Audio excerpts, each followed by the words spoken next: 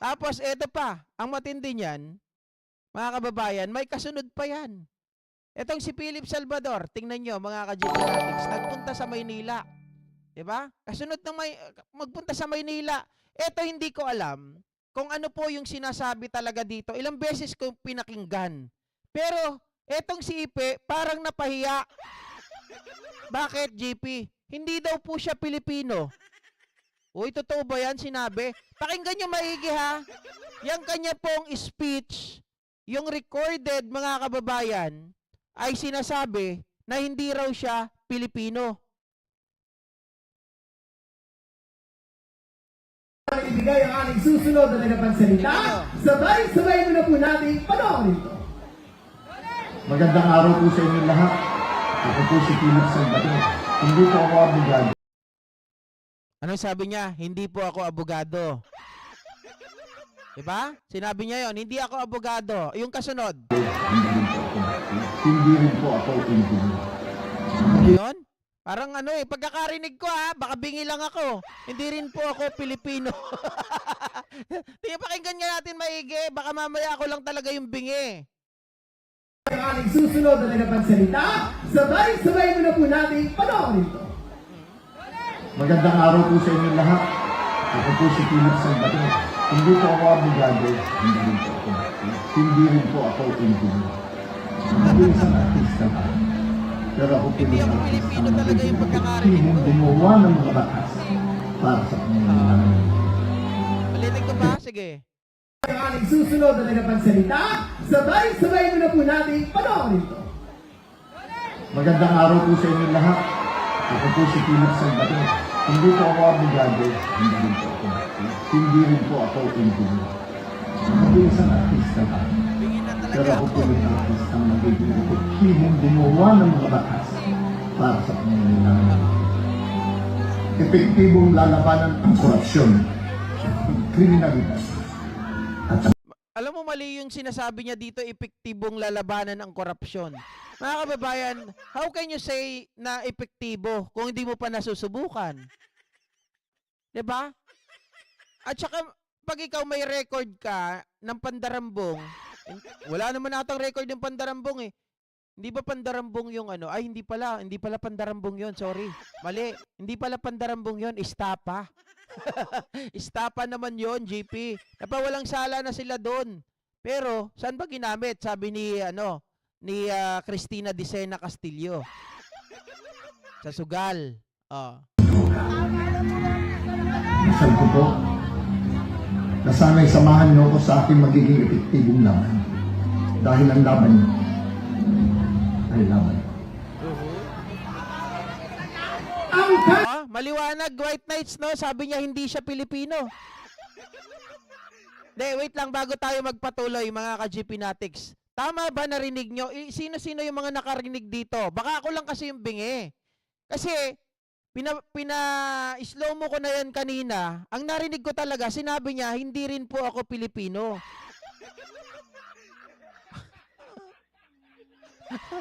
Baka Chinese. Depektibo talaga, mga kababayan. Kala ko, tenga ko lang, may depektibo eh. Sino nakarinig, Ma'am Lori Mamawag? Narinig nyo ba? Sinabi niya na hindi rin po ako Pilipino. Hindi po ako, sabi niya, abogado, hindi rin po ako Pilipino. Sabi ni Maria Teresa Rasa, ako, dikit sa tenga. Alien. Sino? Yung mga nakarinig dyan. Sige nga.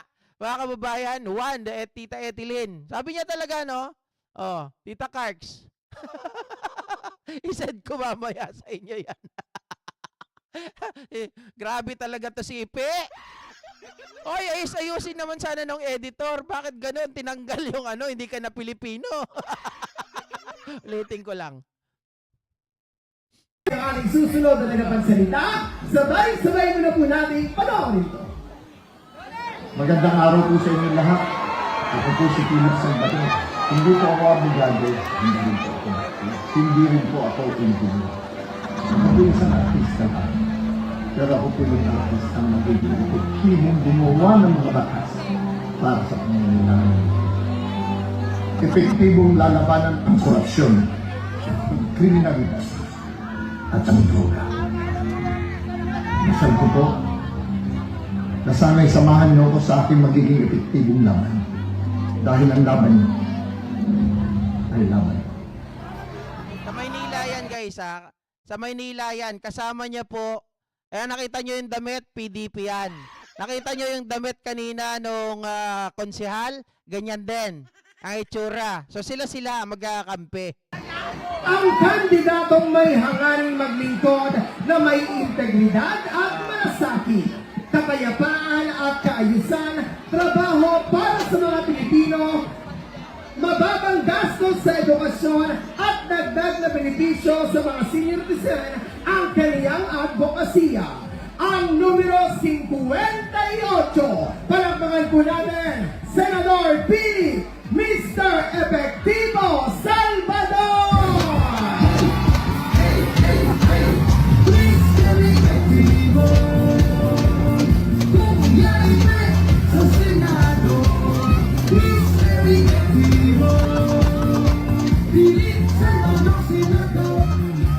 Sila yung mga nagabihin niya dito.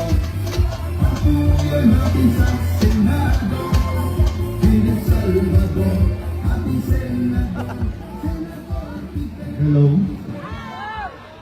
Hindi siya Pilipino, siya po ay Czech. Ay, nako, racist. Patay tayo dyan. Hello? Hindi siya Pilipino, siya po ay Czech, beho. Hi?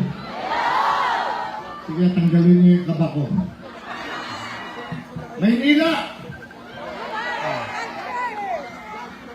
I'm honored to be here.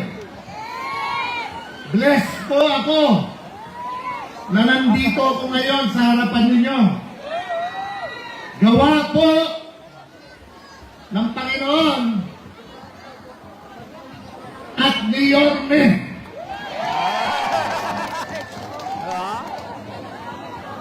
Manila! God! Manila will be! Hindi ko marinig. Manila will be! Totoo po yan. Totoo po yan. Kaya nga po, ganito kayo. Ano yan? Maynila will be? Totoo po yan? Ano yun? Parang nonsense mga kababayan. Maynila will be? Totoo po yan. Ano yun, Philip? Ano yung totoo doon? Ano yung Maynila will be? Dapat di ba merong ano yun? Ka, Philip. Yung karami ngayon. Kaya Sabi ni Lea Corpus, "Entayon aginom! Mamartik tayon!" nga po, gabi-gabi, lahat ng distrito sa Maynila, naglalabasan ang mga tao dahil gusto nilang ibalik si Yorme!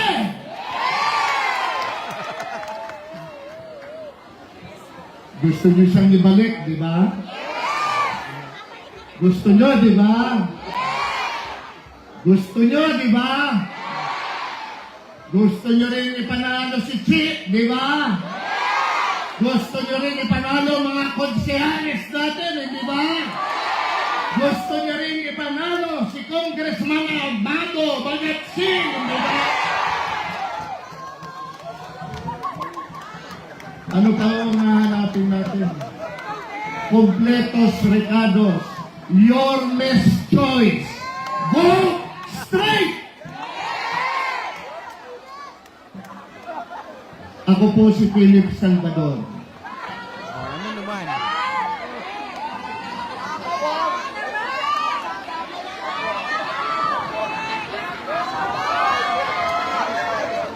Kamusta na po kayong lahat? Alam ko po, masaya. Alam mo na dito pagdating sa mga PDP, pag nagsasalita sila, hindi mo talaga makuha ng kapupulutan mo ng aral. Hindi mo makukuhanan ng, alam mo yon yung isang, di ba, isang pagkain ay may sustansya. Dito wala eh. Lahat patapon. Dahil lahat. Dahil alam natin na talagang Di ba? Richard D. Guzman, Manila will be lang. Mga kababayan, ano bang gagawin sa Maynila? Dahil sinabi mong will be, dapat merong kasunod yun. Diyos mio. Babalik na siya. Dahil hindi kayo papayag na hindi siya bumalik, hindi po ba? Tama po ba ako? Sino yung babalik? Sino? Sino yung vice mayor niya? Kayo mga konsyal niya? They are your mess! Your mess! Your mess! Napagod na kayo. Biruin mo, mga kababayan. Parang, alam mo si EP dito, alam mo yung style ni Andrew parang siya yon mga kababayan, artista lang na binayaran para pumunta doon. Parang hindi naman siya nangangampanya 'Diba? Parang ikinakampanya niya yung mga tao na binabanggit niya, kagaya kanina sa La Union, itong si Lambino. 'Diba? Imbes na yung sarili niya, ang ikampanya niya, at kasi ano yan para kang nag-a-apply sa trabaho. Dapat sasabihin mo, i-package mo yung sarili mo. What are those characteristics that you have? 'Di ba? Para ikaw ay i-hire namin. 'Di ba? Why should we hire you? Dapat ganun. Iba po yung kanyang ano dito. Iba po yung kanyang ikinakampanya, iba yung kanyang ibinibenta. Dapat yung sarili mo ang ibenta mo, hindi si Yorme. Anak ng tinapa.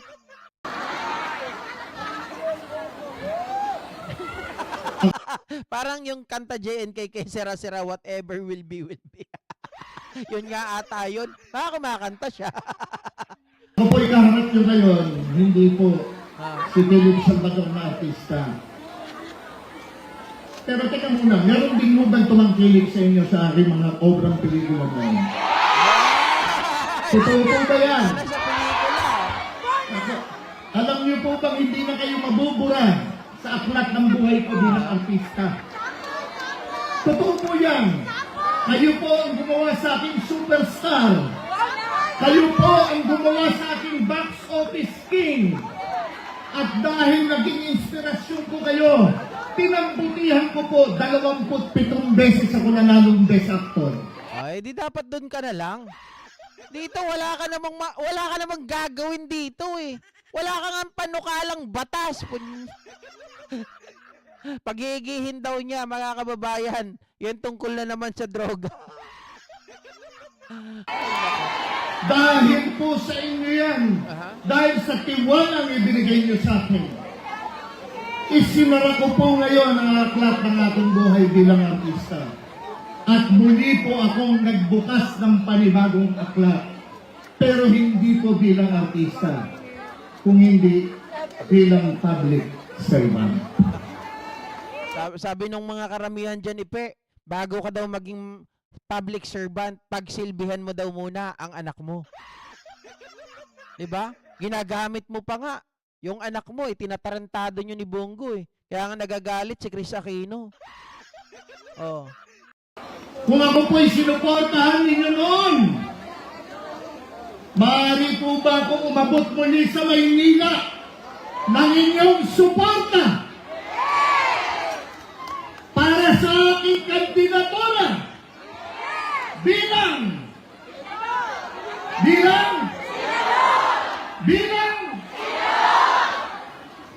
Totoo po ba yan? Bibigay niyo muli ang inyong suporta sa Nauto ka lang yan, papauto ka naman. Hindi ka nga rin nanalo bilang mayor ng Laguna. Oh, tapos gusto mo mag-senador ka pa? Anak ka ng tinapa. Diyos ko. Guys, ayaw ko nang ituloy. Nakakainis lang, nakaka-stress yung mga ganito. Ang pinapoint out ko lang kanina dito, yung tungkol doon sa pagiging Pilipino niya. Hindi raw siya Pilipino. Diyan, bakit yung iboboto? Anong gagawin nito, mga kababayan? Ano siya? Chekwa? Sabi ni Maria Teresa Raza, hindi mo sinara, laos ka na, tama.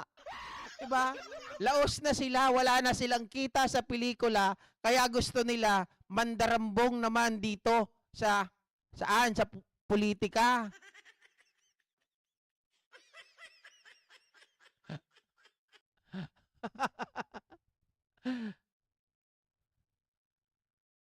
Ano po?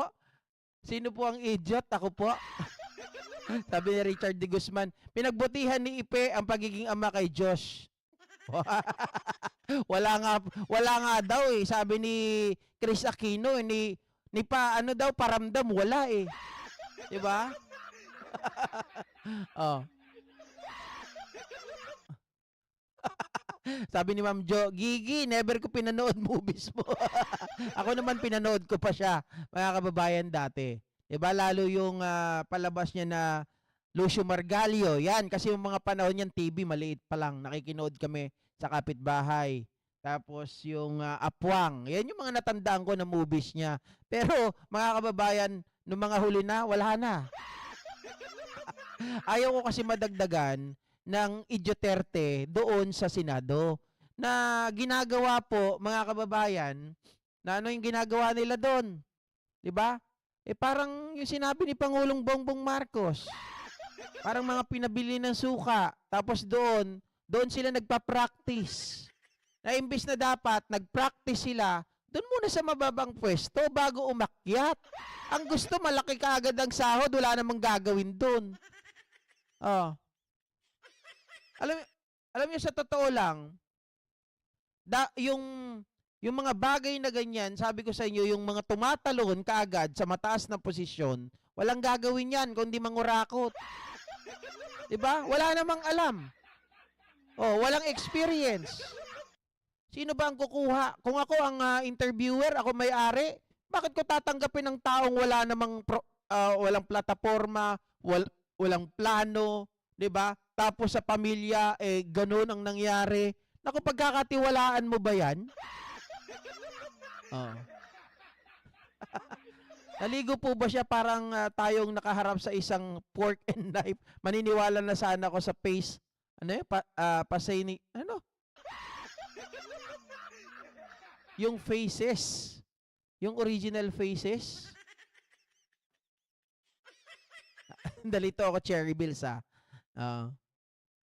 yung movie nila ni Chris Lakay. Hindi ko matandaan. Yung nandito ako ba yon?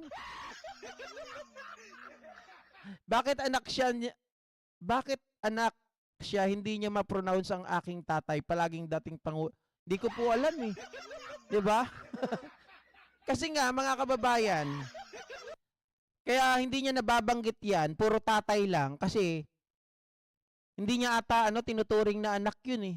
Kaya ganun pinabayaan niya. Anyway, ayaw kong pag-usapan yung pamilya nila.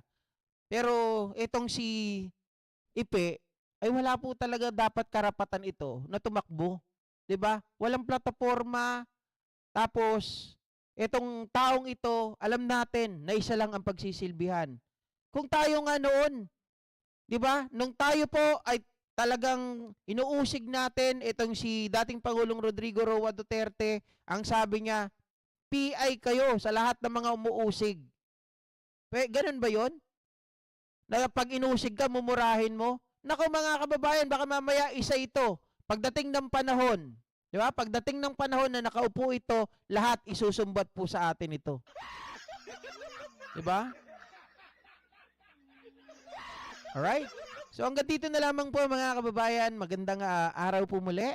At magandang tanghali na rin po sa inyong lahat. Ako po ay pansamantalang magpapaalam. Kita-kita tayo mamaya ha. Kung mayroon pa akong time, ay magla-live pa ulit tayo. Okay? Thank you so much once again. See ya later. Bye guys! Oh, wala talagang ibinigay kahit isang kusing. Ako, grabe. Oh, sigurado yan. Basura at palamunin ulit sa Senado. Oh, para silang doon, mga kababayan. Nag-OJT. Di ba? Oh. Bye guys. See ya. Buyers. Oy, Tita Carclea. Happy birthday sa iyo ulit ha. Thank you. Mamaya, akyat kami sa inyo ha. Tita Carcs, happy birthday. Salamat ulit.